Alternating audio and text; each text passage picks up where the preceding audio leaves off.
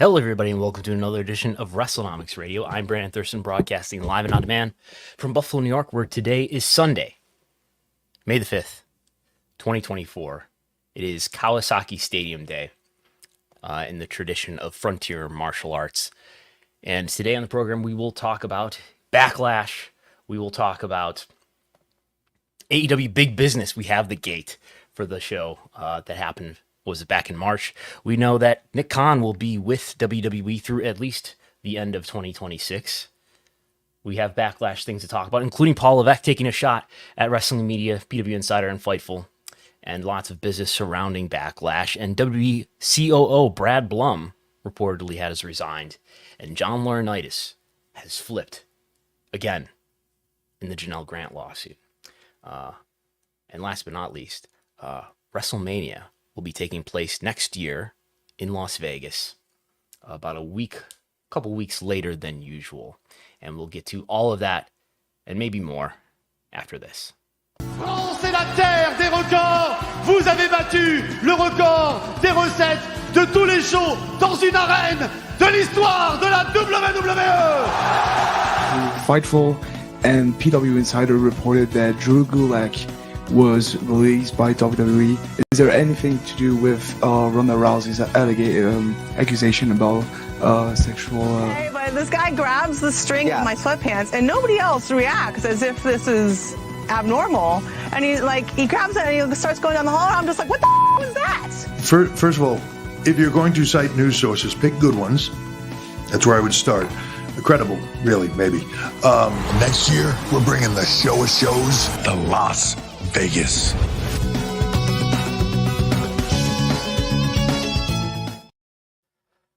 Well, we'll start with, first of all, this is Wrestlenomics Radio, and it's a weekly program every Sunday. Usually it's just for subscribers, but the first episode of each month we put out free for everyone, so we have a big audience here. But if you want to listen to this every month, patreon.com/Wrestlenomics, as well as a lot of other things that are part of the Patreon. I'll chew your ear off about it at the end again. So Backlash, of course, took place last night, yesterday, depending on your time zone, in Lyon des Seine. Did I say it right? France.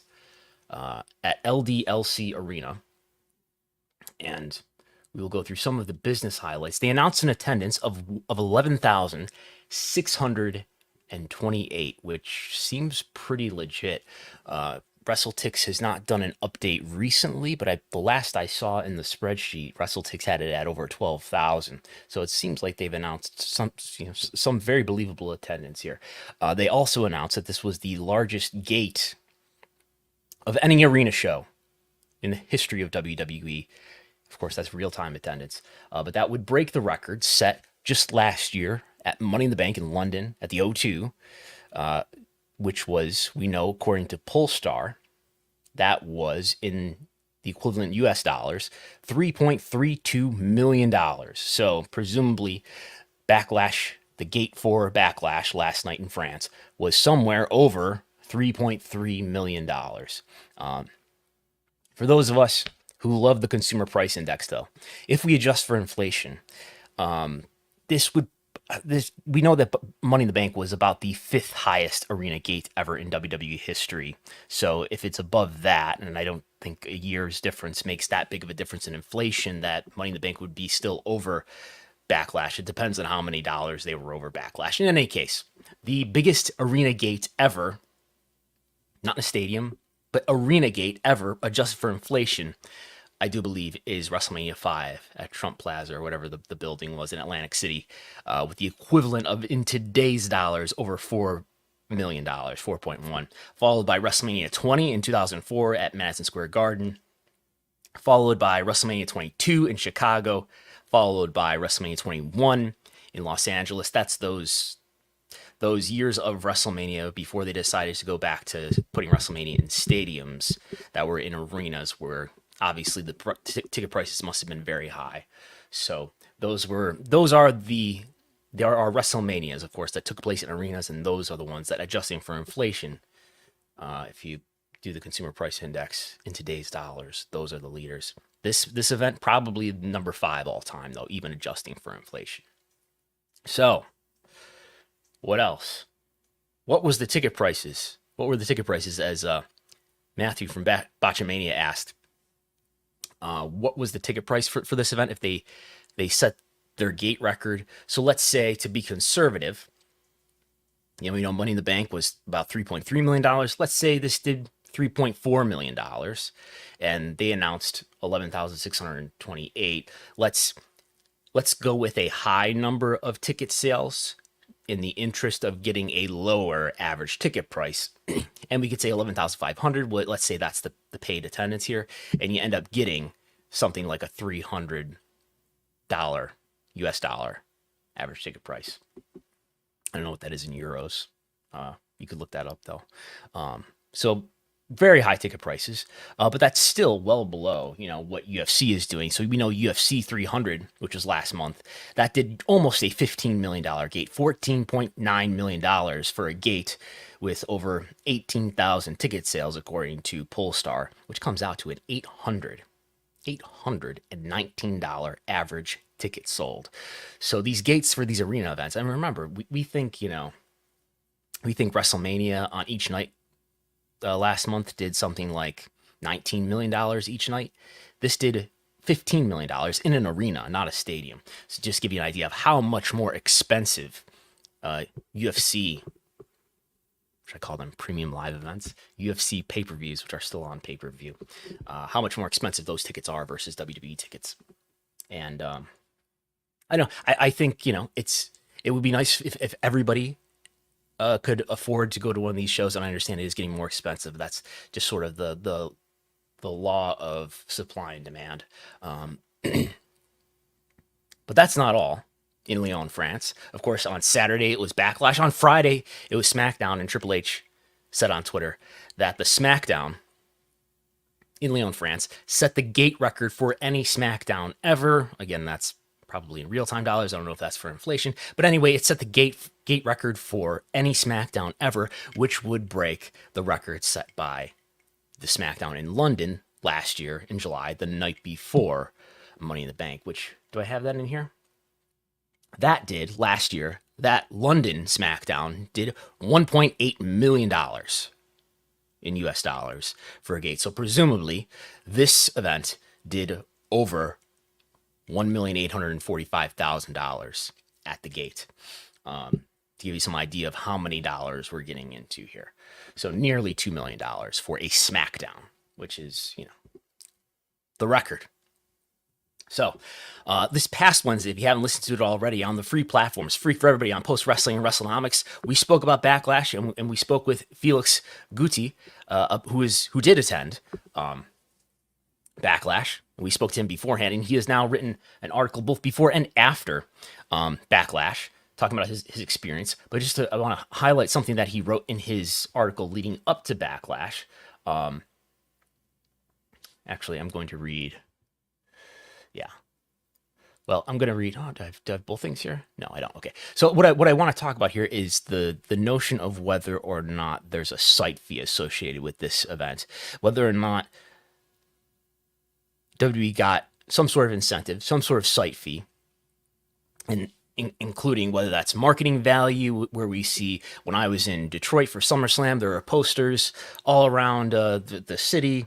Maybe there was an actual cash site fee involved. We know that for Backlash in Puerto Rico last year, there was a $1.5 million site fee involved in that, as well as I would assume that there was some marketing involved in that too. But they also got the use of the venue for free, which the government valued at $300,000. We know that Cardiff, Clash of the Castle in 2022, that looks like it got a site fee of around $2.2 million. And we know that WrestleMania in Dallas, it looks like, according to the documents, I'm still waiting for some records requests to come back, but certainly for the 2016 WrestleMania in Dallas, Arlington, they got $300,000, but also got equivalent values around $3 million in 2016, and then maybe closer to $9 million in-kind values in 2022. In any case, and of course for Saudi Arabia, $50 million every time. $50 million every time they go. Did they get a site fee for this one? It doesn't look like it, according to reporting that Felix Guti did for Post Wrestling, which you can all read now on postwrestling.com, where he writes, yes, economically, it was a smashing success for WWE, even without having to go the public subsidies route, like for the initial Clash of the Castle in Cardiff or last year's Backlash in Puerto Rico, as neither the Leon Metropolis nor the region's authorities, as confirmed to Post Wrestling, gave a cent to the company. Aside from a temporary dedicated store, Lyon and the Descends suburb weren't invaded by WWE branding. You'll have to know the happenings to be aware of it. Plus, as WWE's French promoter explained to Post Wrestling as well, Paris was indeed the first choice, but the Olympic Games, less than 100 days away, not one building was willing to accommodate them for a 4-day stop, counting 2 days for installation and disassembly. Either way, after the highest grossing SmackDown TV taping ever, Saturday's show was touted as the largest gate for any Backlash event or any show in an arena.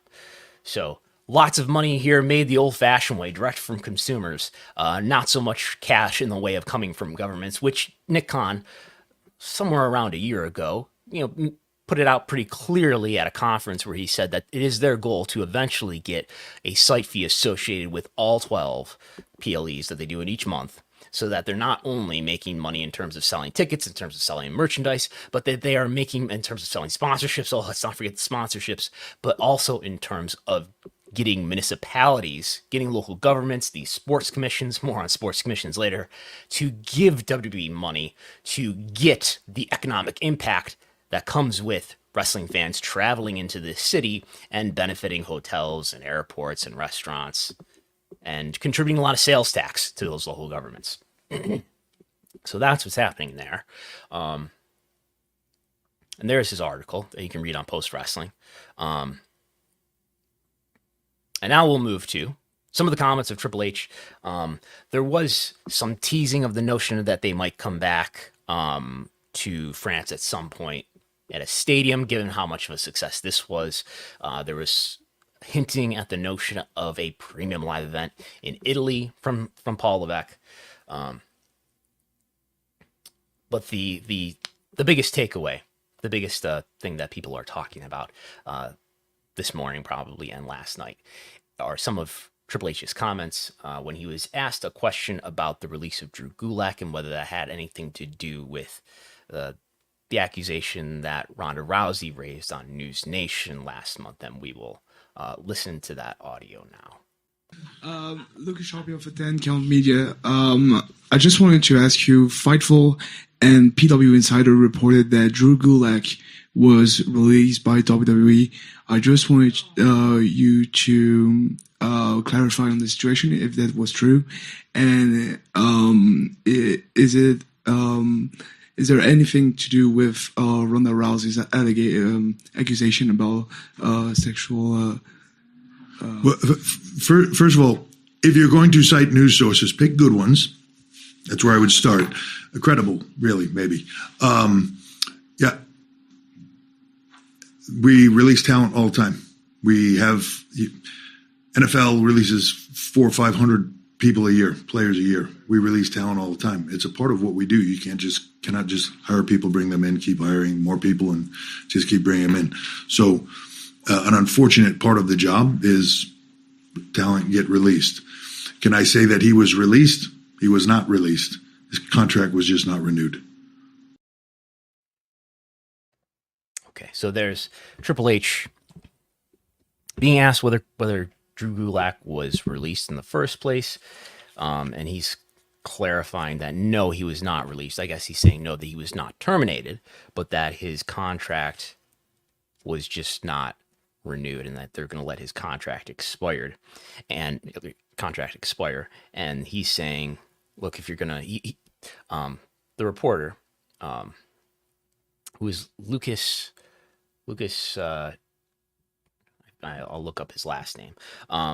He was asking whether Drew Gulak's release had anything to do with the accusation. We played a clip of it earlier, where Ronda Rousey accuses Drew Gulak of walking past her in the hallway and grabbing her drawstring Ronda Rousey says she had a confrontation with him about that. Drew Gulak, after that story was told publicly by Ronda Rousey, Drew Gulak said it was a total accident. Anyway, he was taken off TV essentially, and references to him were minimized. There was a storyline on NXT TV where it was made to sound like he was taken care of, and he was not seen on TV again. The reporter who asked is Lucas Charpiot. Hopefully I'm pronouncing his last name right. And you notice Levesque did not answer the question addressing the Rousey issue at all, right? He's playing semantics there in saying, look, the story wasn't right in the first place, I guess.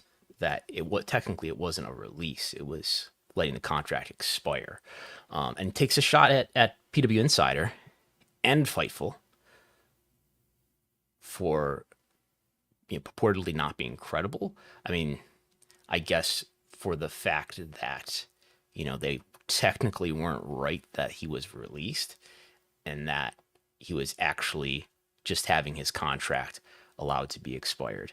In any case, PWInsider wrote up about this later in the day. Mike Johnson, who breaks the news for PWInsider, wrote, given I've been invited to the WWE Performance Center on multiple occasions, have personally interviewed Levesque one-on-one, and have been credentialed at dozens of WWE events from WrestleMania on down for over a decade, the comment was, to say the least, head-scratching to me.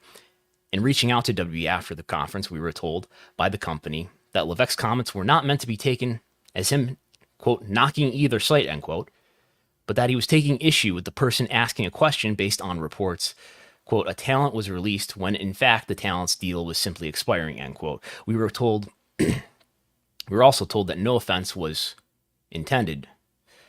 Yes, that's what we were told, Mike Johnson wrote.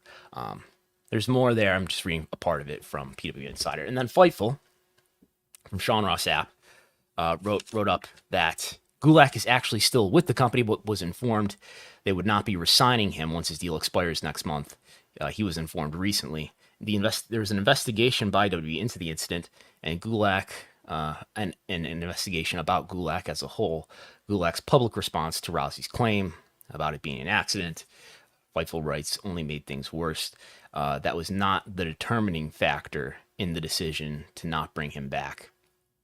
Several NXT talent made claims to Corey Brennan with Fightful that Gulak was a bully who would often target injuries during matches. Gulak was verbally reprimanded by Shawn Michaels and NXT coaches for intentionally spiking an opponent. I take it that means spiking him on the head. It was reiterated to Fightful by WWE and Triple H that the comments weren't intended to be directed at Fightful or PWInsider. Whether anyone chooses to believe that or not is up to them, but Fightful received numerous apologies. I believe what happened here is that Triple H got an uncomfortable question, and rather than dealing with it in a more professional way, he displaced his discomfort on the last thing he heard, which were the names of two outlets who, by every impression that I have among the best relationships with WWE and with their public relations team. There are less friendly outlets, certainly, maybe like Wrestlenomics, that it would have been more understandable if he took a shot at. Not that I think there's any questioning our credibility here, but who have written stories that make WWE more uncomfortable. And I think it's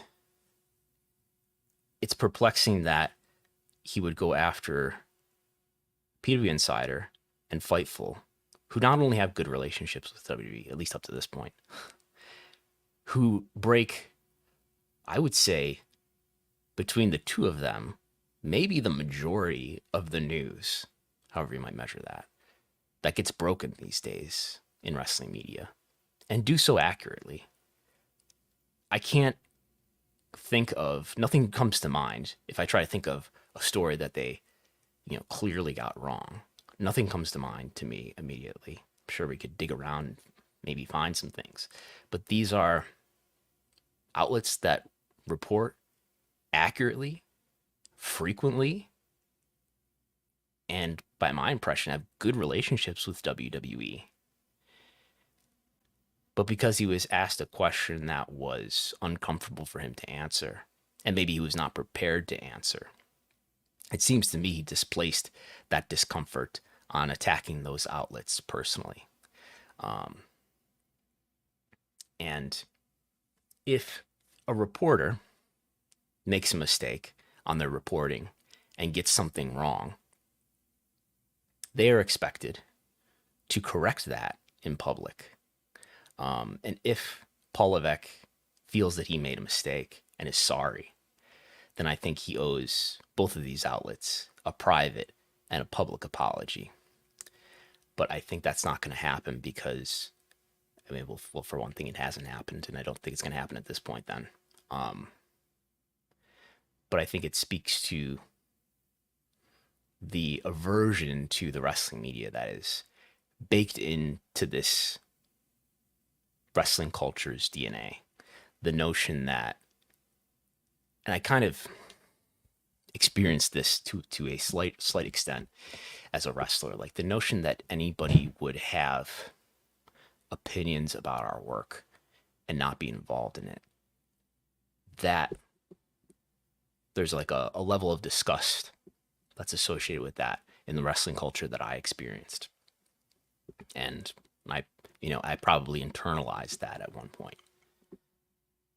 There's a notion that nobody outside of our, I hesitate to say cult, should be allowed to speak about our matters in any way that deviates from the kayfabe world that we've constructed. And obviously this goes all the way back to a different time in wrestling, pre-internet, when it was much harder to find any real information out about the business, when there was a lot more mystique around the business of wrestling, when there was a lot more mystery, and getting over and getting intended crowd reactions was a lot easier because of that mystery and that mystique that was more protected. And as that evolution in the business changed, and as the internet and as real information became more available more widely to people, you had people, I can remember, in Stan Hansen's book, there's discussion of this. I think Jerry Lawler has been open in at least some interviews about his feeling this way at the time, about the notion that the newsletters were going to kill the business because they were going to reveal to everybody that this thing wasn't real, and that was going to end the industry. Obviously, that has not happened. WWE just broke all their gate records, which they will proudly tell you. Now, wrestling media is a wasteland in general, right? And there's a lot of amateurs and people who are just motivated by getting as much cheap ad revenue as possible so that they can make a little bit of money doing aggregation and doing things that don't really amount to real journalism, but just amount to aggregating information and collecting eyeballs and getting the ad revenue that comes with it. And then there are people also who do good work and try really hard and have built strong businesses based on accurate reporting and being diligent in their work and trying to uncover facts that people care about. I think we can always do better and do more. I think there's a lot to be said about getting information and holding these companies to urge them to have more transparency, which is what this question properly did. This question was asked to the number two, I think we can cleanly say number two executive now with Brad Blum gone. The reporter asked a question to the number two executive in the company about whether a talent was let go because of, alleged inappropriate behavior. And I think an executive who's the number two executive who oversees talent and creative should be prepared to answer a question like that in a professional manner. That doesn't include attacking two credible sites as if they were not.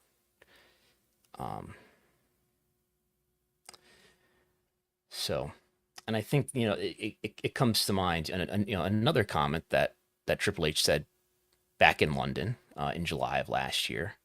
We'll play the audio of that. I read stuff, we see stuff all the time, right? That's printed and put out there, and people say, sources say, I don't know, like 75% of it is completely off base. And there he was responding to a question about Drew McIntyre and whether Drew McIntyre was, unhappy with this situation or something like that. And you got Triple H saying that 75% of the information that is attributed to sources say, in his words, is not true. And in my view, at least the news that I see, 75% of it is not false. There are maybe there's some information among some, Twitter accounts and things like that, and speculation. I think there's a lack of parsing from what are people speculating about from what actual reporters who wish to do diligent reporting are reporting. That is not parsed. That's conveniently not parsed from what wrestling fans on social media are speculating about. And what he's talking about there, I want to put this slide on the screen because I don't know that most wrestling fans and maybe even readers of wrestling media know about these three things, which are the three modes of communication that sources talk to reporters in. And I think many sources, if not most sources, are probably not even aware of what these standard modes of communication in journalism are. There's off the record, which means this basically didn't happen, but I'm going to tell you it anyway, maybe to help you understand the situation, to inform your reporting. That's why we might talk off the record. There might be something very sensitive, and you certainly don't want to be quoted on this. You don't want there to be any knowledge that you participated and spoke with this reporter in any way, because maybe that will threaten your job or some other sensitive matter. So there's off the record. That means this didn't happen at all. You can't report this whatsoever. And then there's kind of what Triple H is talking about in that clip from the Money in the Bank press conference, which is on background. On background means I'm going to use this in reporting. I can use it in reporting. I can say someone told me this, but I can't say who, and I have to protect this person's identity. And then there's on the record, which is where I'm going to say John Doe told me X, Y, and Z. I'm actually going to quote this person and put their name in the story. And I think I would guess the majority and the vast majority of people who talk to reporters, who are in the business and who talk to reporters, I don't know if they even know if they were to be asked, what does on background mean? I don't know if they would know. And these terms mean something slightly different to everyone, it seems. And when you've got a sort of sub-industry of wrestling media where it's a lot of people who are amateurs, I don't know that this stuff is always clearly spelled out. But the reason, why so much of wrestling media reporting is attributed to sources, or is sometimes just stated as fact without even any description of the sourcing, somebody who knows, it's just sort of stated as fact, and it's not really clear sometimes if somebody's actually being spoken with who's a source. The reason why that's the case is because people in wrestling are so especially reticent to say anything on the record. Perhaps that's partly because we live in this prehistoric kayfabe world where we have, the enemy of the people, the dirt sheets, which are this terrible thing that, it's all a bunch of lies and you can't really believe it. And we can't really distinguish. And I think it's a failure of media literacy on the part of people in the professional wrestling business that they can't distinguish the good sources from the bad sources, and that they view basically all media as adversarial, sort of by default. And, maybe eventually some people warm up to certain people and they develop actual relationships with actual reporters, and then they eventually trust them. But in general, once we walk into the situation, it's all the dirt sheets, and it's all we should all be very skeptical of it. And sometimes, people use the word dirt sheets and they don't even mean it to be like necessarily an insult, but that is just sort of what we call it. But it does set it up to have this preface of distrust, the dirt sheets. But the reason why there is so much attributed to people who are anonymous is because there is this prehistoric conception that people in the business come to dealing with reporters with, which is this is a business that is still supposed to be protected, as if people don't know that the matches are work, and we can't talk to a reporter because that's going to expose the business. Nobody who's doing a halfway diligent job, including Sean Ross Sapp and Mike Johnson and myself, nobody wants to report things on background. We would all like to report things on the record. As John Pollock has said on the air with me at least once, I never go to somebody and say, oh, hey, could you please put that on background rather than on the record? We would like to quote you. We would like to have you give us a comment, right? And the fact that there is social media now does complicate this, though, I think, in that even 10, 15 years ago, media outlets had more leverage in this way, in that they did have a megaphone that the subjects, the people in the business did not have. Now everybody's got a Twitter account. Everybody's got a social media account that they can say something publicly with at any time. And in many cases, especially if we're talking about people in WWE and AEW, they can reach more people that way than we can because they have more followers than we do because they're the TV stars and we're not. And, Wrestler X has 1 million followers and we have like tens of thousands, maybe if we're really a big deal, hundreds of thousands. And then as soon as they put something out on social media, all the aggregators are going to pick it up anyway. So the usefulness of actually giving us a comment on record is a lot less, unless we're breaking a story that's pretty important and you want to have your comment out there alongside the rest of the story. Sometimes that does function that way. But in any case, the fact that there's so much anonymous sourcing in wrestling media is not a choice of the wrestling media. It's a choice of the people in the wrestling business. And that sort of perpetuates this screen of anonymity and secrecy. And can you really trust what's being reported? Because it's all anonymous sourcing. That perpetuates a distrust in the wrestling media for understandable reasons, which makes media's good function less effective, right? Because I think one of the highest duties of media in any industry is to urge transparency and to ask people who have power real questions that urge them to make their industry a little better. And if you can't trust the outlets and the people who are doing that, it's harder to hold people with power to account. So upholding this system of anonymity for anybody who reports real information, making those outlets just credible enough and not that credible, that helps power evade real scrutiny.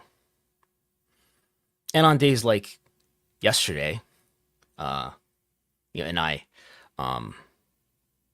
tweeted a supportive tweet about PWInsider and Fightful, and some of the reaction is, a lot of the reaction is positive. So there are people who get it, but some of the reaction is, exactly the reaction that serves the insulation of power of W executives, where people are saying they should, literally somebody's saying they should just sue the dirt sheets. They would only need to sue them once or twice, and then every one of them would go away, right? Which I disagree with as a premise, but that's the reaction of some people.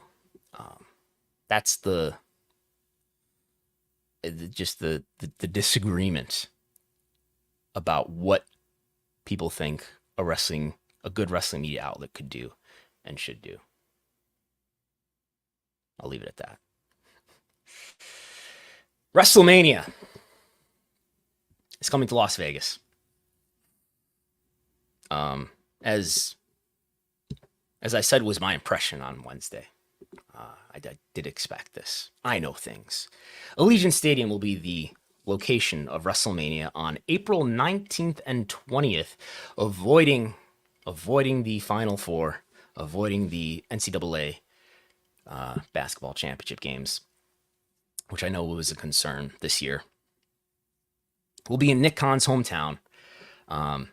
Big speculation about where those, the Raw, the SmackDown, the NXT, the Hall of Fame, those will be in Las Vegas as well. Will they be at T-Mobile Arena? Will they be at the MGM Grand Arena? Will they be at the Sphere?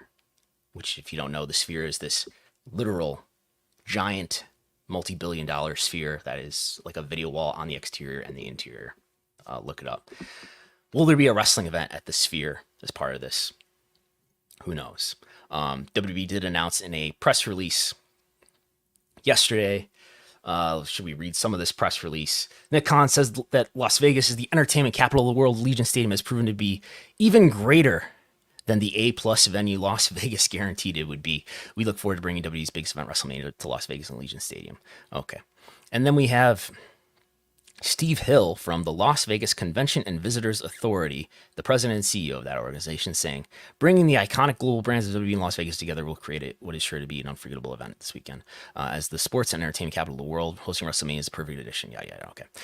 So I did email his organization, the Las Vegas Convention and Visitors Authority. I did email the Las Vegas Stadium Authority, which operates Allegiant Stadium, asking them earlier this week if there was a WrestleMania announcement coming, to see if they would deny that, and I got no response, which encouraged my belief that this announcement was coming. Unfortunately for the folks in Minnesota, though, not getting WrestleMania next year, we have from local media outlet the Star Tribune reporting one comment from Wendy Blackshaw. Wendy Blackshaw is the president and executive of the Minnesota, I believe this is the MNSE. I think that stands for Minnesota Sports and Entertainment Commission or something like that. Anyway, she's the president and executive of that organization that was trying to get WrestleMania to come to the Minnesota area, Minneapolis, St. Paul. And she said, we were informed by WWE that Minnesota would not host WrestleMania in 2025 due to a change in direction by new ownership. Although disappointed, we are in discussions with WWE about future events in Minnesota. We are optimistic that Minnesota will host WWE events here in the future. So, maybe, I mean, they could get WrestleMania next year. I believe, according to a comment that I want to say the Tennessee Titans. I don't want to say exactly what it was because I don't remember clearly. But I believe WrestleMania in 2027 is going to be in Nashville. But that does leave open 2026. Or you could always get a consolation of Royal Rumble or SummerSlam in Minnesota. This line, I guess, about Minnesota would not host WrestleMania in 2025 due to a change in direction by new ownership. That sounds like something that they were told, right? Well, there's this merger here, and now because of this merger, now we're going to do something different. I mean, the impression I get is that, WWE just wanted to not do it in Minnesota, so they didn't have to go to a cold weather state, and they could maybe do, I don't know if the dates had anything to do with it in terms of WWE clearly wanted to avoid the NCAA tournament timing. This merger was completed back in September, so it's not like they did this ownership change in the last couple months. So that sounds like a story that maybe they were told, or a tangential reason that they were told about why Minnesota is not getting WrestleMania. Las Vegas also happens to be Nick Khan's hometown, so you can see why he would want to do it there. And maybe the Sphere. Who knows if they'll do something with the Sphere, which would be so cool to the sports media and tech media that whose approval and attention they adore. And then John Laurinaitis.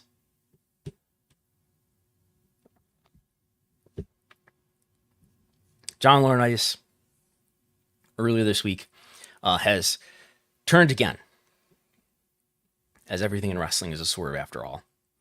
John Laurinaitis, in a new statement via his attorney, Edward Brennan, he gave this statement to Wrestlenomics and other outlets. John Laurinaitis has filed a motion today. This was, I believe, on Thursday. John Laurinaitis has filed a motion today, fully joining in and adopting Vince McMahon's motion to compel arbitration. This is, of course, in the lawsuit that Janelle Grant has filed against WWE, who is a party to this lawsuit, if you didn't know that. WWE, John Laurinaitis, and Vince McMahon. Okay, he's filed a motion today, fully joining in and adopting Vince McMahon's motion to compel arbitration. Mr. Laurinaitis corroborates Mr. McMahon in publicly declaring that Ms. Grant's allegations of sexual abuse and coercion in her complaint are completely unfounded. My client will fight these false allegations together with Mr. McMahon in the proper forum, arbitration, end quote. These contrast against previous comments from Edward Brennan, the attorney, again, for John Laurinaitis, where he said in a comment when we were interviewing Ann Callis and in April, early April, and we reached out to him for comment to see if he wanted to add anything, where he said, Judge Ann Callis, who is Janelle Grant's attorney, Judge Callis was a learned judge and a skilled litigator. I anticipate she will ultimately see that Mr. Laurinaitis is, like her client, a victim in this case, and Judge Callis will do the right thing and dismiss my client from this lawsuit. In the event she does not, my client will clear his name and reputation in court, not the media, end quote. That's, again, in early April. And before that, the first item that we got indicating that Laurinaitis was perhaps not aligning with Vince McMahon was in February when he was quoted in an article for Vice, with byline from Tim Marchman, who we wrote a story with for Front Office Sports, where Brennan was also quoted saying, Mr. Laurinaitis denies the allegations in the misguided complaint and will be vigorously defending these charges in court, not the media. Like the plaintiff, Mr. Laurinaitis is a victim in this case, not a predator. The truth will come out, end quote. And he also added in a follow-up question, he said, quote, read the allegations in Janelle Grant's complaint. Read the federal statute, power, control, employment, supervisory capacity, dictatorial sexual demands with repercussions if not met. Count how many times in the complaint Vince exerts control over both of them, end quote. So Laurinaitis certainly seemed to be adversarial to Vince, claiming that he was a victim under Vince's control. If you don't know the background of this, Janelle Grant, former WWE employee, alleges that she was sex trafficked and sexually assaulted by both Vince McMahon and John Laurinaitis. And she describes this in the complaint in graphic detail. And Laurinaitis' defense here, as of before a week ago, was that actually he was just complying with the power and control that was being exerted onto both himself as well as Janelle Grant. So we have reached out to Edward Brennan and John Laurinaitis and asked them if they would like to make any comments or would like to speak with us, and we will continue to pursue that. So a lot of questions here to be asked, certainly, in terms of what the interactions were like between the Laurinaitis side and the Grant side, the Laurinaitis side and the McMahon side. If we can learn more and we can report more, we will. But it raises a lot of natural questions in terms of why this change in direction in legal strategy or public comment. But we do have a filing from the Laurinaitis side, which is very short. It's not like the McMahon filing that we got the week before this, where McMahon's attorney, Jessica Rosenberg, filed a lengthy memorandum in support of the motion to compel arbitration, where there's this long preliminary statement undermining the credibility, questioning the credibility of Janelle Grant. This is just basically a short filing that says we endorse this motion to compel, and that's that. I mean, I don't know if there's anything that revelatory in reading this. Defendant Laurinaitis further moves the court for such other and further relief as the court may deem just and proper, and seeks to leave to advance additional and or other responses, defenses, counterclaims, and or affirmative defenses to plaintiff's complaint in the event. Okay, yeah. So I don't know that there was that much meaningful other than, yes, they are joining the motion to compel. I guess this is the real meaningful part here, for the reasons set forth more fully in defendant Vince McMahon's motion to compel arbitration and defendant McMahon's memorandum of law in support. Yeah. So he's siding with Vince McMahon once again after seeming to be quite adversarial to him. So we have still yet to see much of a response here from WWE, which everybody forgets is a part of this lawsuit. If you thought that this is a lawsuit that only concerns Vince McMahon, and well, okay, maybe John Laurinaitis too, Janelle Grant is suing WWE as well. And you can decide for yourself whether that's justified. But there are allegations that the company had awareness and facilitated the relationship between McMahon and Grant. And I know that there's a misunderstanding that, well, Vince resigned, so this is all over with. Stop talking about this. Stop trying to come at WWE about this. First of all, nobody reasonable is coming at WWE about this. We're trying to report facts and explain the situation to our audience. But WWE is being sued here. And again, Grant claims that they had knowledge and facilitated the relationship between McMahon and Grant. And WWE is being sued here. Allegedly, according to her, Nick Khan, Brad Blum, Stephanie McMahon, and former general counsel Brian Nurse had knowledge of this relationship. And I think it's fair to ask questions about that and to ask questions to other executives as well, including Paul Levesque, about what they knew about any allegations of sexual misconduct surrounding anyone in the company, including Vince McMahon. We also got a statement from Vince McMahon's attorney, Jessica Rosenberg, immediately after Brennan's statement for Laurinaitis. Rosenberg, speaking for her client, Vince McMahon, gave this quote to Wrestlenomics and other outlets. Quote, "In January 2024, Ms. Grant, a 43-year-old with a law degree who was in love with Mr. McMahon and devastated by their breakup, filed an outrageous and false lawsuit to ruin Mr. McMahon's career and reputation. Now her false allegations are slowly unraveling. Today, Mr. Laurinaitis' attorney confirmed his client will corroborate with Mr. McMahon's account and expose the lies within the complaint. Despite their intense efforts, Ms. Grant's attorneys won't be able to suppress the truth from coming out," end quote. So I just take that as McMahon's side confirming that yes, look, Laurinaitis is supportive of our position. We're going forward and we're going to prove that these allegations are all false. So there's that. Is there any way in which, if we go back to the comments from Edward Brennan for his client John Laurinaitis, is there any way in which the comment this week endorsing McMahon's side apparently, and the comments that he made for his client in February and April are consistent? That remains to be explained. And here's Brad Blum for people watching in video. We had this story originally broken by the Wrestling Observer newsletter.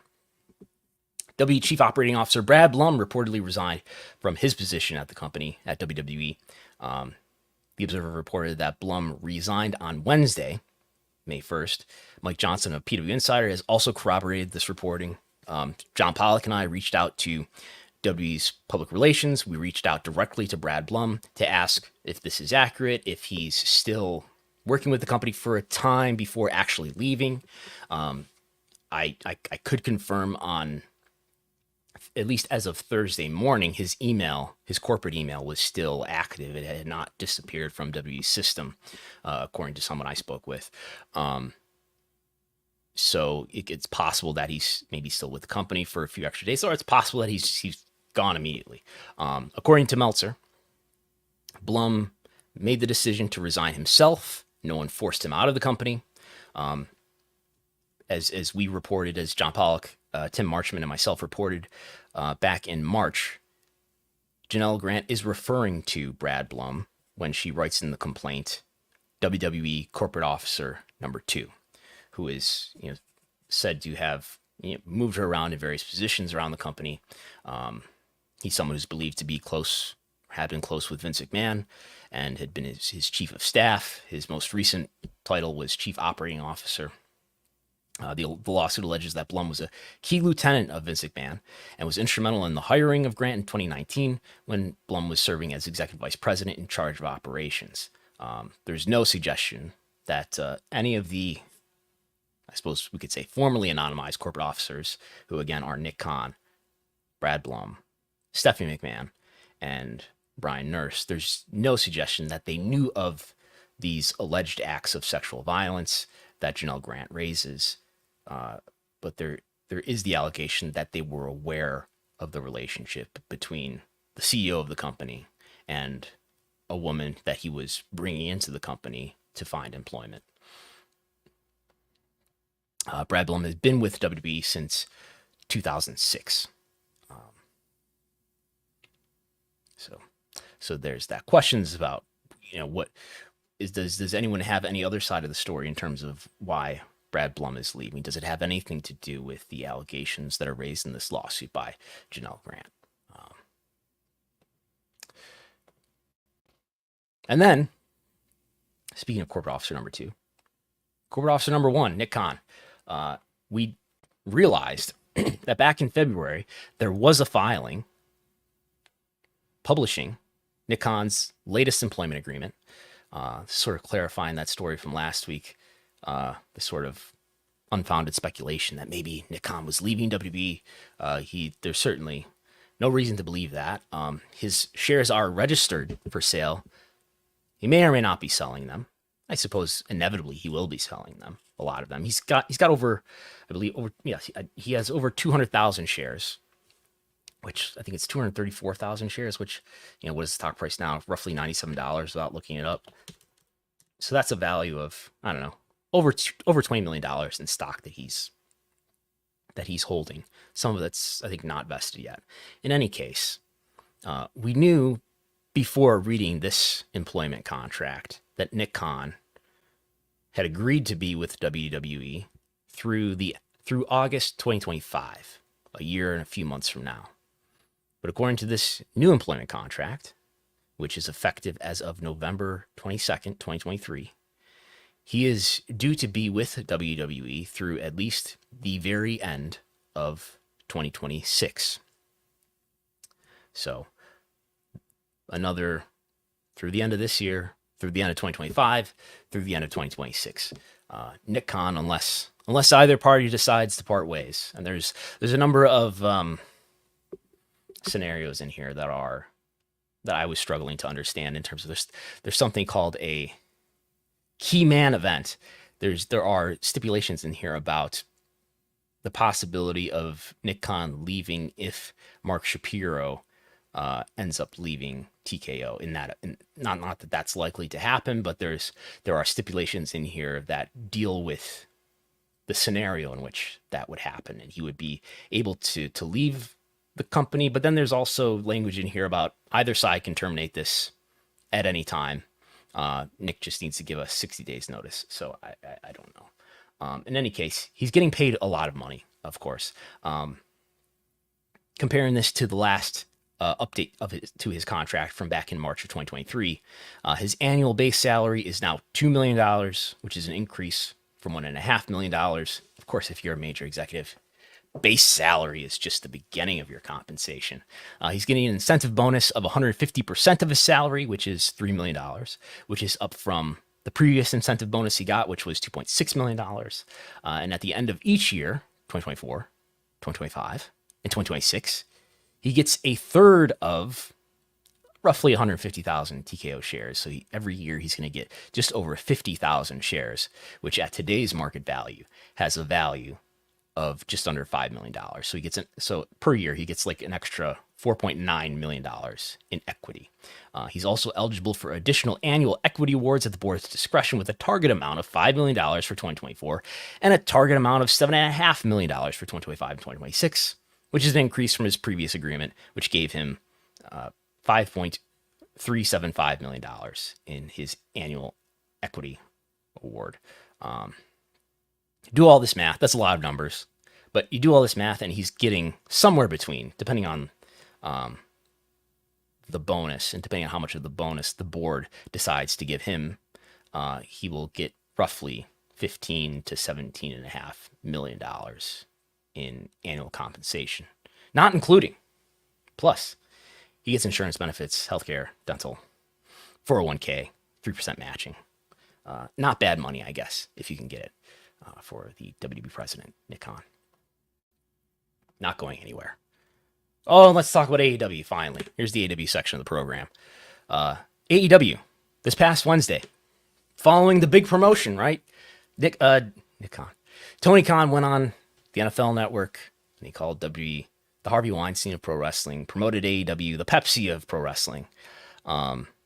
Did the neck brace gimmick, did the neck brace angle on the Dynamite of the week before, wore the neck brace, got some publicity for AEW, wearing the neck brace in the Jacksonville Jaguars war room. The 3D chess is this is all going to pay off and help AEW draw a rating. This is going to improve their ratings. This is going to give AEW a lot of national exposure because when at any other time are more people looking at Tony Khan and thinking about him from a non-wrestling perspective than during this time when he's visible during draft day for the Jacksonville Jaguars. This is it. This is really going to pay off. And did it pay off? Let's see. AEW, which was not just Dynamite on Wednesday, but was followed by Rampage, a 3-hour block, and Dynamite for its 2 hours, ranked number 6 against a lot of sports competition, but ranked number 6 with 703,000 viewers, according to this table that we're looking at from Spoiler TV. 703,000 viewers, a .24 in the demo. It was opposed head-to-head with an NBA playoff game, the Heat and Celtics on TNT. It was opposed by a NHL playoff game, the Las Vegas Golden Knights versus the Dallas Stars on ESPN, both of which outranked it. The late NBA game between the Mavericks and the Clippers, that ranked number 1. And the Inside the NBA, that show after the NBA games, also outranked Dynamite, as well as the other NHL playoff game, Los Angeles Kings, and I can't read that. So, did this? What is that a good rating? This .24, this 703, compared to recent weeks. Compared to recent weeks, this was up 3% from last week, but down 4%. Down 7% from the prior week. And if we look at, let's look at this chart here that I can put on the screen. In terms of total viewership, this is yet another week where total viewership in the same week of the prior year is down. We don't have any positive comparisons in this year to date for Dynamite in terms of total viewership. In terms of, again, that's comparing the given rating versus the same rating of the same week in the prior year. They're all down. So the reason why that might be meaningful to make that sort of comparison is because you've got similar competition. And we're further enough removed now from the worst of the COVID times and the interruptions to sports that this is pretty consistent in terms of the competition that might be being compared here. If we look at the demo, though, the demo looks a little better. The demo does look a little better year to date, but this is still down. This was down 13% from the same week of the prior year.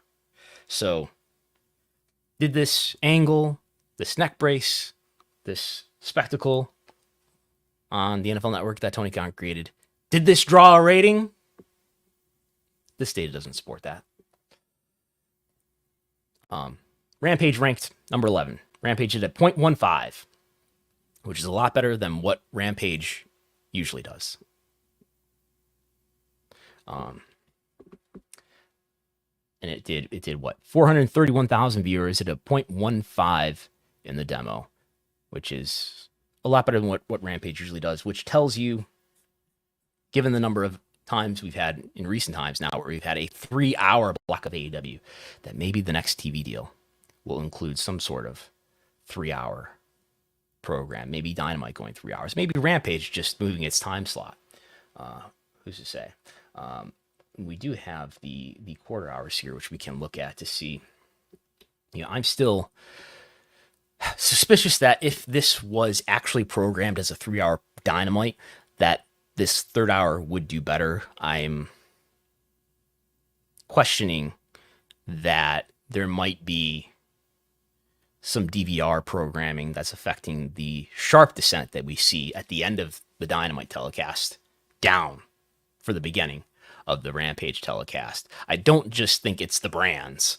I think that is an effect. I think that is a factor, but I think at least as big of a factor might be the sort of automated, scheduled viewership where the DVRs, especially if they're live in same day, may be influencing the sharper decline than we might see otherwise in the case where we have, if we ever do, have a 3-hour Dynamite.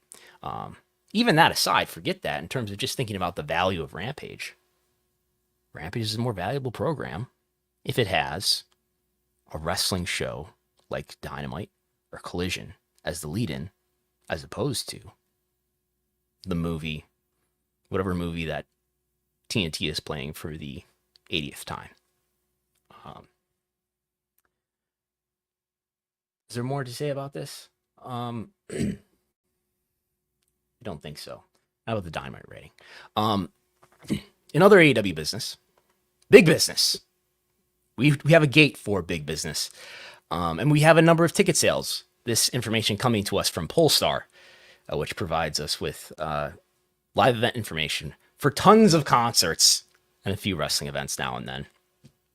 One of the latest bits of information we got is that the AEW Dynamite Big Business on Wednesday, March 13th, which included the debut of Mercedes Moné in Boston at the TD Garden, that sold 7,131 tickets, which is more than the reports from The Observer and then the estimate from WrestleTix of 9,514,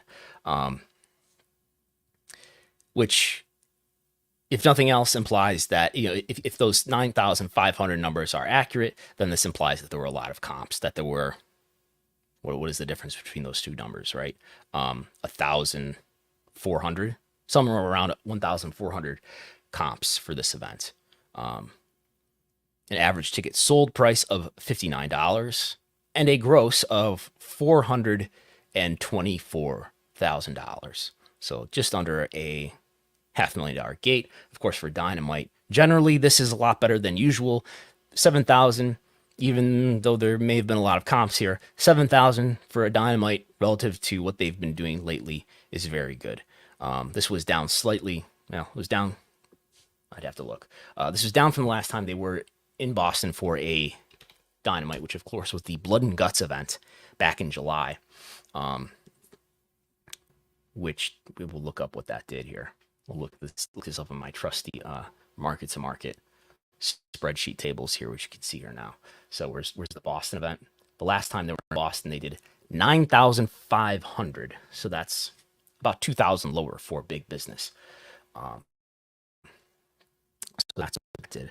And we're in this environment where it's pretty clear that Dynamite's business, while the volume has increased in terms of the number of events they do, in terms of the hours of TV they're delivering year over year, the market-to-market comparisons, when these events have been going back to Boston, for example, have been almost completely a negative comparison, telling you that AEW's business is cooling, is still down from last year. And we just looked at the TV ratings, looking at those year-over-year TV ratings in the same time period versus last year, and it's, in terms of total viewership, all down. In terms of the demo, mixed bag, but mostly down. These market-to-market comparisons, well, let's look at it again. These market-to-market comparisons, this is WWE here on the left, almost entirely green, positive comparisons, and these Dynamite comparisons comparing the given city that Dynamite has gone to, comparing the number to the last time they were in that city for a Dynamite, It's almost completely negative. And Collision is a young show, but if we look at all the Collision dates compared to the last time they did Dynamite in that market, almost completely negative comparisons, with 2 exceptions out of the 18 cases where we do have a comparison to make. So, long story short, AEW's business pretty hot. AEW's business is down from at least last year. When I dropped this big business number, ticket sales and gross on Twitter, I discovered a major revelation. I discovered that the voice in my head actually does have a Twitter account. As someone here on Twitter, going by Wesley Snipes, says, in response to my report here, I question highlighting things like this, but it was just, it had an unintentional effect relative to what this person was trying to do. But here's what this person said. Why do you do this? What compels you to toil for hours to generate numbers which cannot be proven or disproven for no reward? There cannot be satisfaction from doing so much for so little. Yet you do it anyway. Your legacy will be lost to the annals of history, forgotten.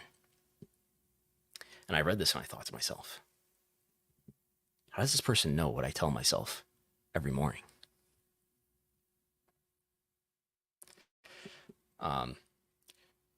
Briefly, this is supposed to have text on it.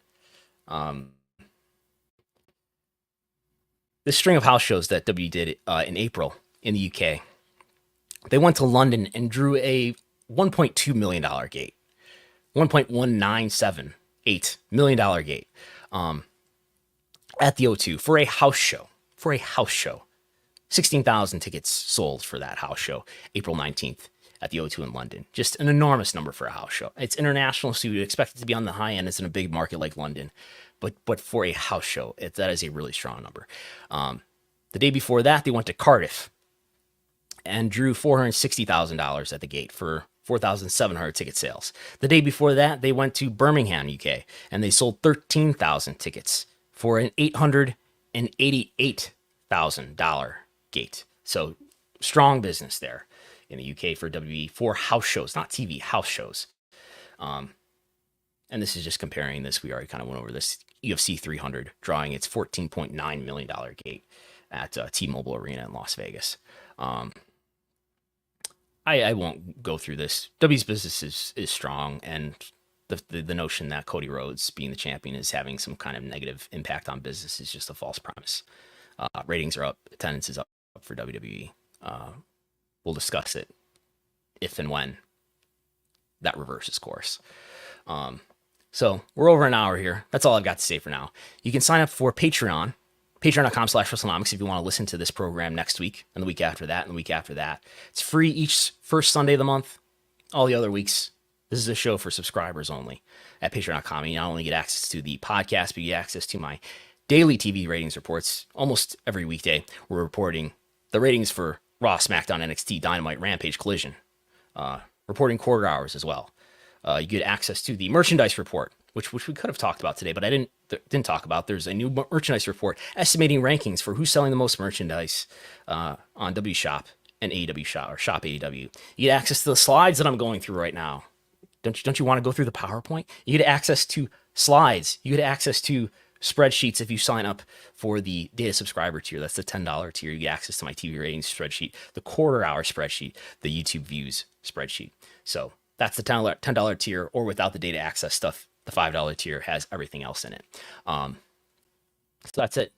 Patreon.com/Wrestlenomics if you want to listen to it next week. Thanks everybody as always for listening, subscribing, supporting. Appreciate it. And we'll be back on Wednesday for Pollock and Thurston. That is free every week for everybody on Post Wrestling and Wrestlenomics platforms. Talk to you then.